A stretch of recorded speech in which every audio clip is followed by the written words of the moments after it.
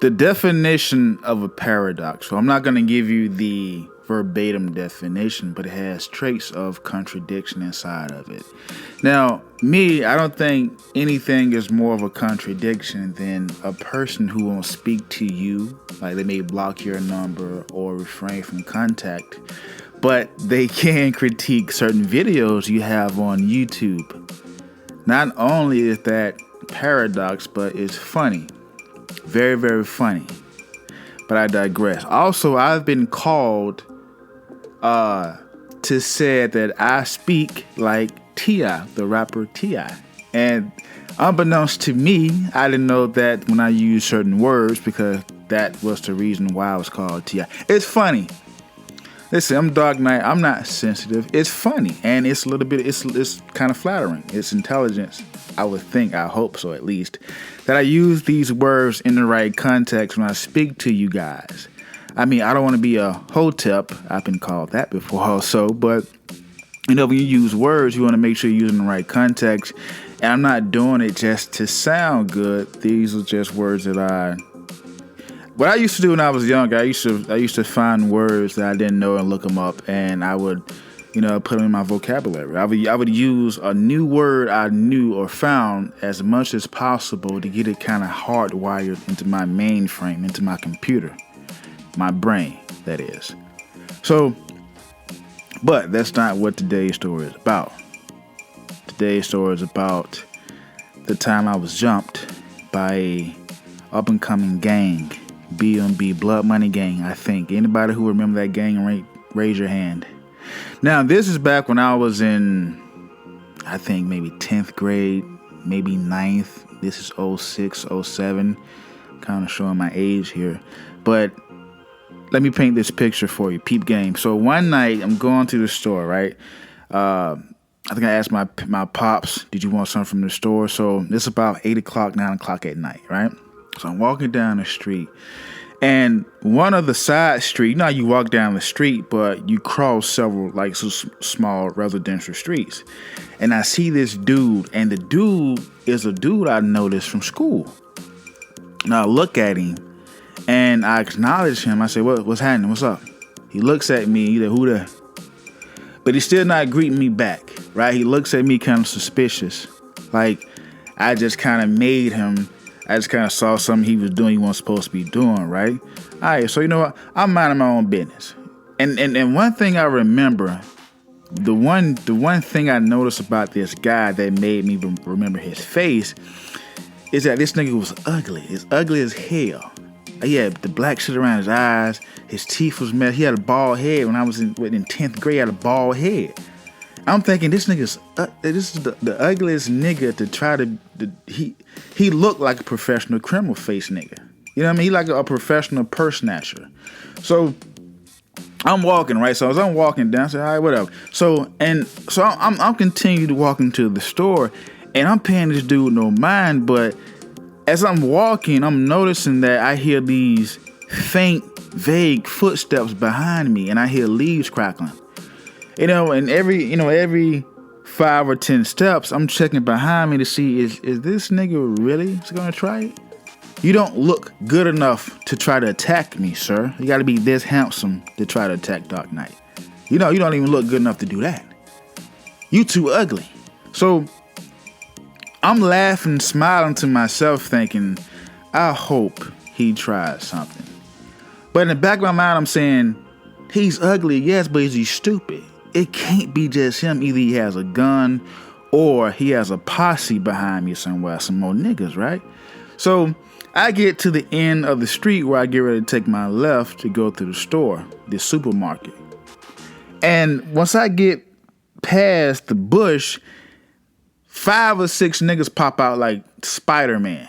I see niggas hopping over the bushes, coming under the bushes, through the bushes, like the Kool-Aid nigga.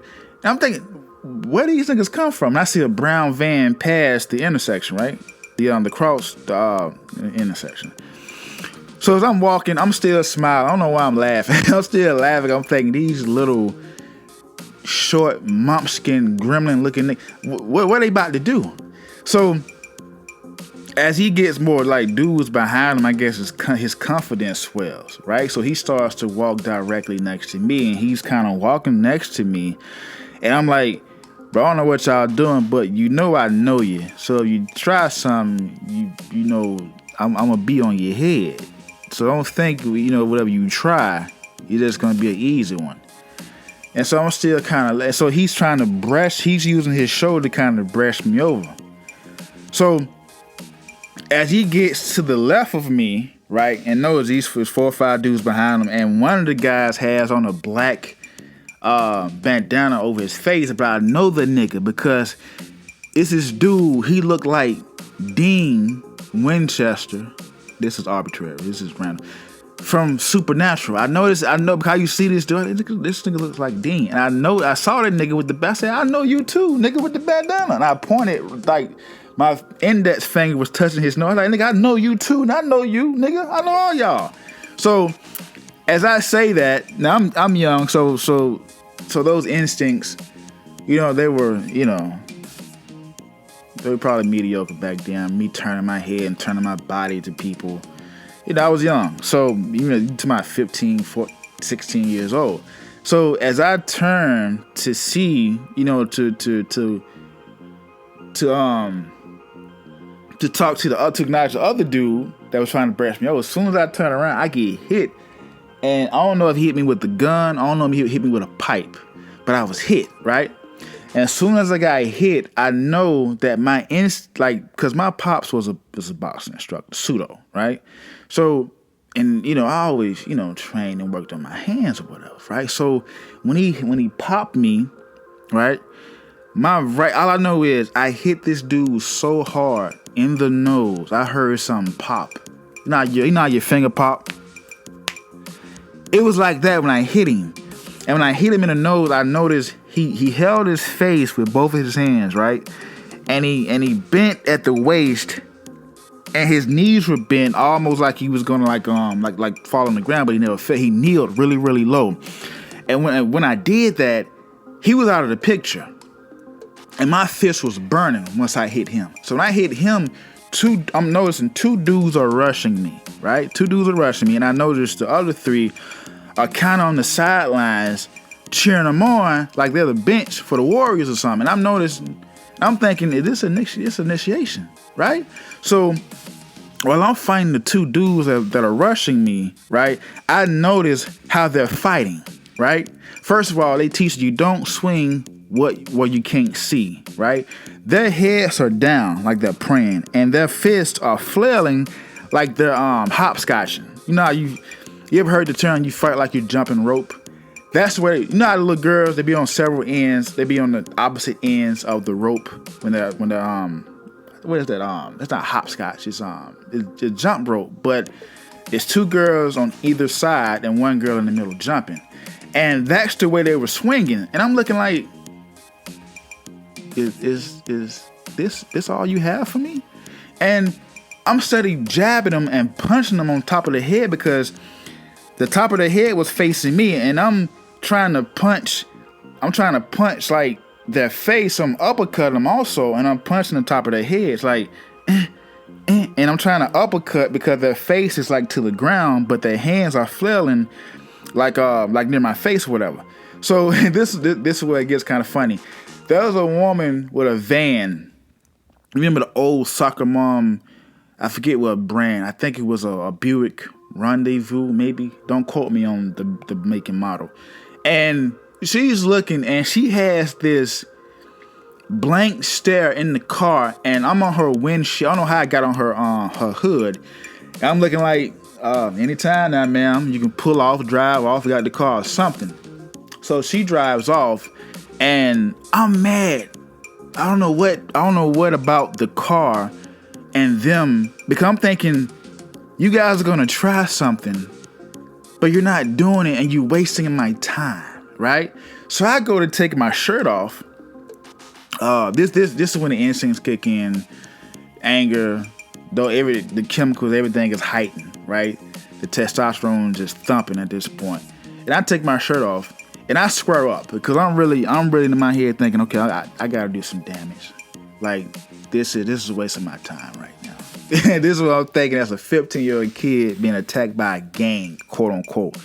So as I do that, I notice, you know how in the movies when somebody's popping or selling wolf tickets and the dudes are looking at them, but it's somebody behind them that they run from, and he thinks he made them run. You ever see that scene in the movie?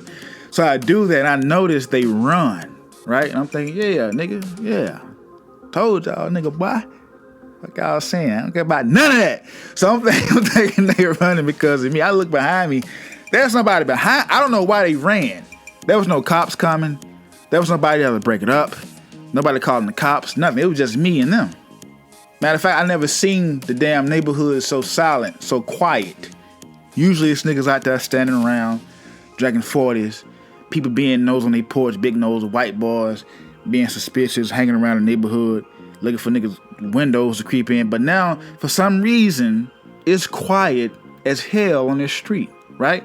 So I go inside the store or whatever. I'm like, man, this is a cop in. I just got attacked. Now maybe because I was so cool, he didn't take it as serious. Hey man, I just got attacked outside, man. You know, y'all might want to hop on that. He looks at me, oh yeah, and this is what started me to thinking APD is the worst and most useless police department in America. I get. I mean, I've seen LAPD, NYPD. Yeah, they're corrupt, but do they have a sense of urgency? Like when it comes to when they get called. See, APD, when you call them, they get mad and get an attitude because you called them. They come up short with an attitude. Why you call me then, nigga? Cause it's your job. That's why I called you. You sprint representative pants, fit tight wearing nigga. And the thing that gets me is that they feel like it's a privilege to talk. I hate APD. Anyway, I digress. So the people inside, they know me from the neighborhood. I come and I go in the store every day. And I'm thinking in my head, like, maybe y'all should try to jump, or y'all know me. I grew up in this neighborhood. Y'all know me. Y'all see me every day. So when I come in here and say something happened, y'all should jump on it. All right, man, I'll go back out there and see what they talking about. Or something. You feel what I'm talking about? So I get mad. I cause a scene inside the supermarket. I throw some stuff down. I leave out. I walk back home. Right? I don't know. I walked the same direction they ran. I walked back home. And did I walk back home? I can't even remember. I noticed when I get there, I say, look, their mom, dad, I just got in a fight with some dudes. You know, they crazy. I got the best of my thing, everything Gucci. You know, my mom sees this mark on the side of my head. You know, she gets kind of emotional. You know what I mean? They call the cops, of course. The cop was like Marshall Falk. I never forget that. He was a black, skinny, fat. He was funny. He was cool, though. I like the cop. You know, he the kind of cop that'll let two people fight instead of like arresting them. He that kind of, you can tell that kind of cop got a little street in him, right? So to fast forward everything, I'm not going to get into the conversation with the cop because it was nothing. I just told him what happened, basically. He took his shoe. He was there for like 2 days. He actually watched a movie with me and my family. I'm not the police. I was a 14-year-old kid, right? This why he was a cool cop, a street cop. It's not Dark Knight's not the police, right? So my thing was I didn't want to sell what they did very hard because I didn't want to create worry in my parents' mind to the point where they didn't want to let me go back to school. So I said, you know what? I'm going to go back to school and I'm going to give each of those niggas a blanket party. What I mean by a blanket party, I was going to catch those niggas one by one and find something to wrap around their head from the back. It wasn't going to be no fair fight because you didn't give me one. I was going to get one of them one by one and find a way to wrap something around their head and beat them and smash their face in a locker or something, or put them in the stove or the cafeteria, something like press the button behind the bleachers while them niggas behind there, do something, right? But I never got that chance. They didn't let me go to school the next day. And when I did go back to school, I didn't tell nobody what happened because I wanted to see them one by one. Guess what? 2 or 3 of those guys were killed. the next day because they tried the same thing on somebody with a gun. Now they couldn't fight, obviously, right? But they had put 5 or 6 or 7 people in the hospital. I don't know how. I don't know why. These hands work. And that's why I started gaining confidence when I was a little kid. They put some people in the hospital. I don't know if they survived. But this was that gang, BMB. If anybody remember that gang, they ran rampant for about a month and a half. Especially with initiations. But I never saw those guys. I never got my revenge. Some people say, well, you got the best of them. You did your thing. To me, getting jumped, getting assaulted is a part of life. It's kind of a rites of passage when you're black and you live in a certain area. It's going to happen. Everybody's going to get there. No matter how big, no matter how bad, no matter who you know, no matter where you're from, no matter what game you rep, you're going to get jumped. That's just part of it. It's life. That doesn't mean you go in a shell and you be afraid. It's going to happen. It's life. You just prepare yourself so it don't happen again. The people you care about, it don't happen to them. You got to learn from your mistakes. You can't get caught lacking. Did I get caught lacking? Yes, maybe no. I was a 14-year-old kid. I feel like since then, I never got caught lacking again. So that prepared me. That kind of changed me ever since I was a little kid. I don't take it personally now because, like I said, it happens to the best of us. It's Dark Knight Radio. I'm Dark Knight. Have you been assaulted? Do you know somebody who's been assaulted? Did they survive? Did they do their thing? Did they make it out of there safe? How you feel about this story? Like the video, post in the comments, and subscribe if you haven't. If you're not, we coming for you. All right? You guys be good. Be safe. If I were to ask you, what is the worst feeling you can feel? Of course, you're going to be subjective and say something you correspond with. With me, I'd say 1 is waking up every day and not knowing your purpose, and 2, waking up every day and being ashamed of who you are. Now, one of those I correspond with because there was a time in which I felt like a loser. There was a time in which I couldn't look my mom and dad in the face because I feared they felt disappointment and content when they looked at me. There was a time when Dark Knight wasn't always Dark Knight. Friedrich Nietzsche said, to live is to suffer, but to survive is to find meaning into the suffering. Who knows what that means? Somebody also says, always be yourself and have faith in yourself. Do not go out and look for a successful personality and try to duplicate it. Do you know who said that? I give it time. Because it wasn't a philosopher. Well, it was technically, but it was Bruce Lee. I have that mural on my wall that says that because I always strive to be 100% me in any faction, in any place, anywhere.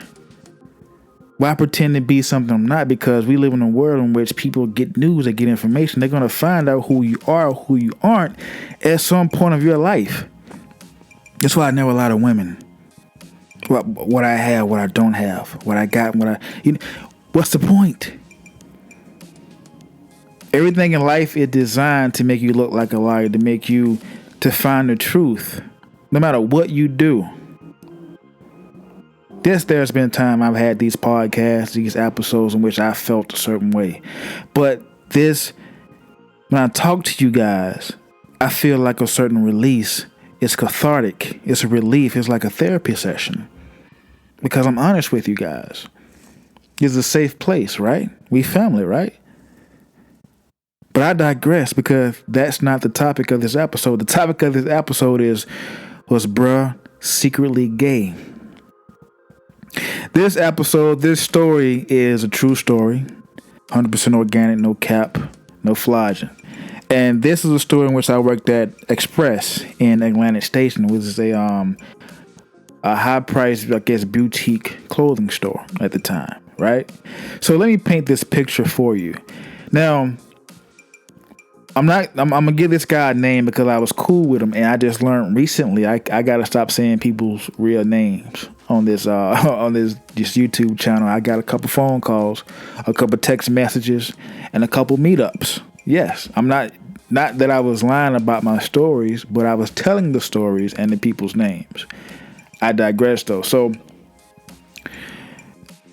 I remember applying for Express, right? And we had an interview, right? And of course, any interview I'm gonna blow away. Interview is like easy. All you gotta do is smile, wink, tilt your head, compliment them, laugh, boom, you got it. Easy money, right? So during orientation, I noticed at that time she was hiring, like it was what they call it when you hire like a mass of people. Put it in the comments. I can't think of the name. I'm not gonna focus on what the name was, but it was anywhere from 6 to 7, maybe even 8 people, right? So I come in, and it's a store in which you have to dress up or you have to wear the clothes that the store sells. Now I've been a big guy for a long time, right? I'm 6'4", I'm about 250. Back then I was around 220, 230. Slim cut, sexy, chocolate, right? So I didn't want to wear those clothes. Back then I wore a 38 waist, which I still do, maybe a little bigger. Don't quote me. I mean, don't judge me though. But in the same token, I'm still a pretty big guy, right?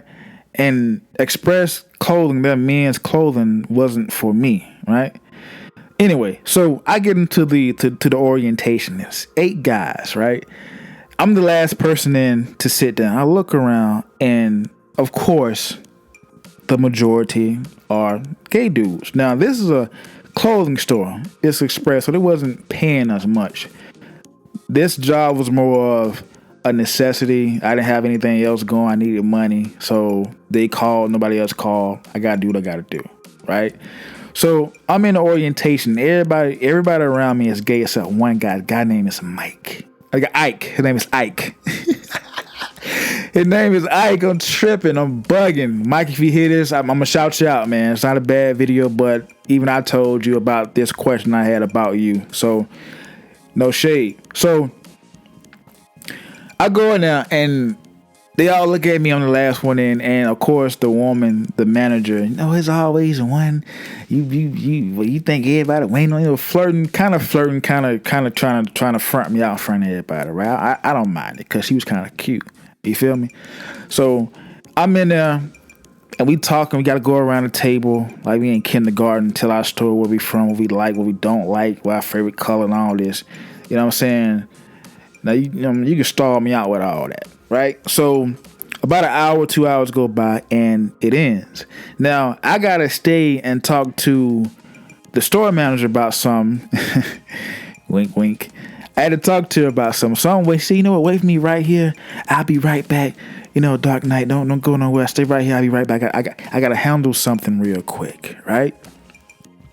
Tell me why one of the dudes from the orientation, right now, I want to say at least 20 minutes went by. Tell me why one of the dudes from the orientation came back in the store, in the back room, in the side door, knocked on the door, just to knock on the door, open the door and tell me, your name was Dwight, right? I said, yeah, what's happening? He said, what's up, man? It's good to see you, brother. Good to see you, man. Like you're big, you're handsome, you look pretty cool. You're a real man. I know you work at an Express and Lancaster Station, but it's good to see a man like you, man. I got happy, excited when I saw you. I was like, hold on, slow down, young Don. What? Man, just give me Doc, give me a hug, man. So I gave him Doc, gave him a hug. He said, look, everybody around here gay except me and you, man. I said, yeah, that's shockingly apparent. I noticed that. Yeah. That goes without saying. He look, man, you work tomorrow? I said, yeah, I got to come here tomorrow and learn the rest. All right, man, I see you tomorrow. I can't wait, man. You cool nigga, man. I can't wait. So he left out the door and looked back at me and gave one last smile. Now, then, I don't know, but I didn't get a gay vibe, but I got a weird vibe right then. I said, okay, this dude kind of, he different, but it's all good. He cool. I'm glad he's straight. I can have somebody to talk about sports with, what I'm saying, how the girlies, boom. All right. Now, before I go on with the story, let me describe Ike to you. Now, Ike was a cool dude. Ike was a Chris Brown, August Alsina looking nigga. He had, light skinned nigga, 2 earring, kind of tall, kind of strung out, rocked up though. You know what I'm saying? And Ike was Ike was pulling females in them, right? But it's gonna be arbitrary, the thing I'm gonna throw at you guys, because you're gonna see that what I'm saying now, it's not gonna matter in a minute. Ike had a bad attitude. And Ike didn't smile or talk to nobody except me. Not saying because he was gay, but the fact that he saw a cool dude, like-minded, that he can kind of talk to, be down to earth, talk about sports, and shoot the breeze a little bit. I like that too. Right now, both of my jobs that I do, I work around nothing but women. Everything I do is around nothing but women, except when I come home, and gay people. Not bashing. Spoiler alert, viewer discretion advised. I'm not bashing gay people, right? So check this out, peep game. So Mike was a serious dude that was about it. You couldn't say 2 words to him. He had a bad attitude, had a slick mouth. He wasn't them dude, you say something slick or stupid to, he'll make you look bad or possibly slap you. You know what I mean? But Mike was kind of, Ike was kind of extreme, right? So that's our relationship. There were times when me and Ike went to Subway. Hey man, you want something? Hey man, I'm on shift. I'm the only one. I can't leave. He said, no, I got you.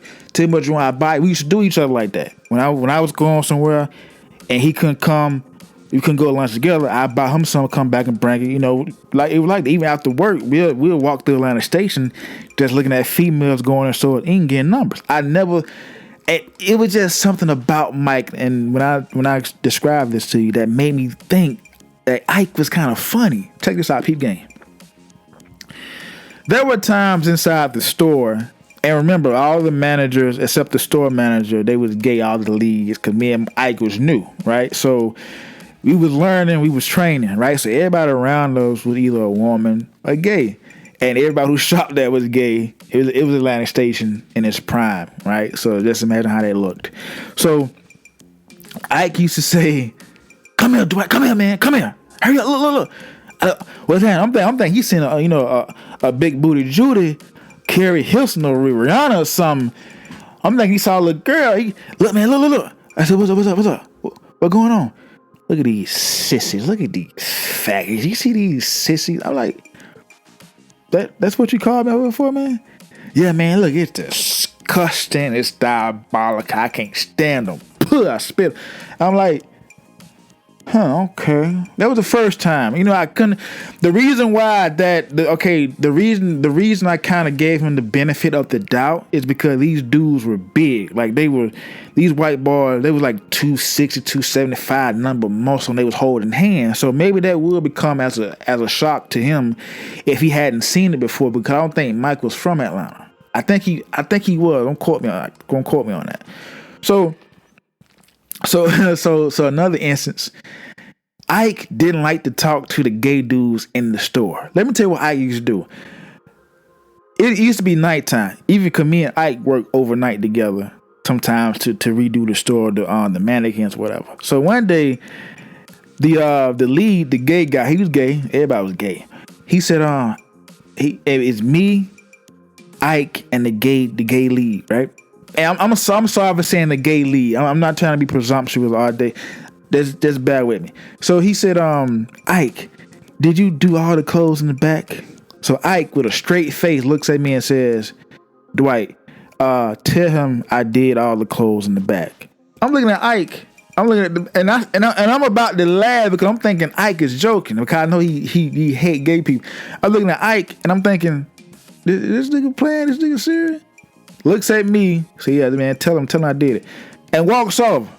I'm looking at the man, and so the gay dude Paul, he says, "Excuse me, I'm right here. You can see me, baby." That's what he says. Like Paul, I can't. I had to do it like he did it, so you can get the gist.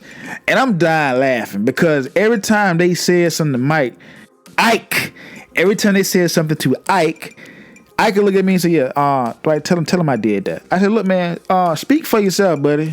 You're a grown man. I told him that one day, and I was kind of serious, but he wasn't doing it like he was an alpha, like he was, you know what I'm saying? He did it because I wasn't talking to gay dudes at all.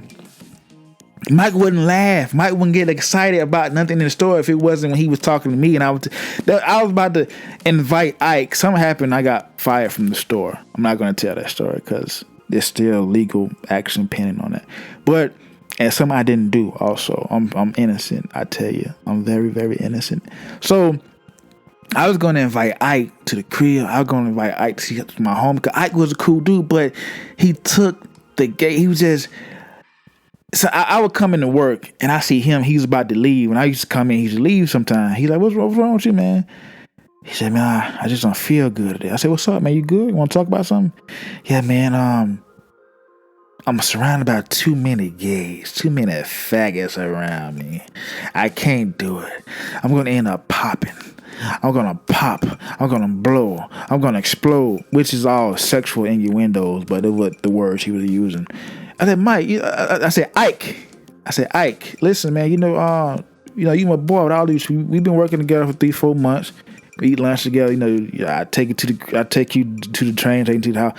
Look, man, anything you want to tell me, man? Because I'm not saying you are, in all due respect, I ain't trying to test your manhood. I ain't trying to, I'm not, but tell me something, man, what's going on with you and gay people? Because the hatred you have for them, I don't have. I don't have any that strong emotional towards them to hate them like that, because it comes off like it's something else. Because if you don't explain it to me, I'm gonna take it in another direction, because you're doing a little bit too much here, buddy. Nah, man, Dwight, I respect you. You my boy, but in the same token, I don't love these faggots, man. I don't care. They need to die. I hate them like that. We need to hang them in. You go around and kill them all. I'm like, dude, Ike, calm down, baby. Like, it looked like, you like somebody, of that party hurt you or something, and you gone about it the wrong way. And This was Ike every day, every month, every week that I worked at. It was him. When I got fired, I was told by one of the girls and remind you, Ike used to get numbers, but when he used to talk to women, he used to get a number like, hey, look, I like you. My boy Dwight told me to come over here and get your number because you was looking at me. Go ahead and put it on my phone. Hurry up before I get mad. Hurry up. Put it in my phone. Hurry up. That's the way Ike used to talk to women and get phone numbers. It wasn't smiling, it wasn't game. It was almost like it was a chore. Like he did it so I can see he was straight. I don't know. It was weird. And he used to tell me, hey, man, the store manager got a crush on you, man. You're big, you're chocolate. I said, look, don't describe me and say chocolate, dude. Fuck wrong with you, nigga? Like, you don't say I'm big. You say I'm black, you're a black nigga. Women like dark skin. Don't say chocolate to me. Boy, what's wrong with you? And that's how you describe me one day. They don't say chocolate, nigga. So, but that was like when women used to talk to him, even because that was girl used to come to, because they know me and him were real cool. So that was girl used to come to me about him, and that was girl used to come to him about me. Your friend Ike, is he, single? He can't like him. He talk to him for me. He'll never smile. I don't know if he like us or women, but he just never. I can't get a gauge. I said, yeah, he like y'all. I guess I don't know. So, but Mike was always cognizant of who, and this is another thing. Ike was always cognizant. Anybody who liked me, he knew. He knew what she drove, what kind of phone. He just knew little. He just knew little strange details about women that like, yeah, man, the girl with the loop earrings, with the freckles on her face, with the painted blue toenails, with the pink drawers, man. I think she like it, man. He knew he was too complimentary as a friend, and that made me also think Mike was of another party too. You're too extreme with the gay people. You're not really that good. He was good with women because Mike was smack. It like it was a chore to him though. When he used to I know some girl he used to smash. He knew girl I used to smash. So it was crazy. I didn't know. To this day, I'm asking you guys, help me out. Was Mike gay? Was he secretly gay? When I got fired, I got a call from a girl that said Mike turned the store out. I don't know because I got fired or the word was a gay dude said something to him, trying to make a pass at him, and that nigga turned the store upside down one day. And I was the only one who can kind of calm like Ike down when he did stuff like that. I said, bro, come here to the back, holler at me real quick, bro. Like, chill out, you cool? But when he found out I'm fired and he feel like he's surrounded by gay people, it's like he behind enemy lines or something. I guess it's what he felt. And I guess one of them shot them on the ass or put their finger in his tank or something. And they said nigga turned to John Wick down now. It's Dark Knight Radio! I'm Dark Knight. Tell me how you feel about this video. Was Mike gay? Or am I tripping? Or am I tripping for asking this question and the answer is obvious? Post in the comments. And before you do anything else, like this video and subscribe if you haven't. I told y'all to subscribe. Alright? You guys be good. Be safe.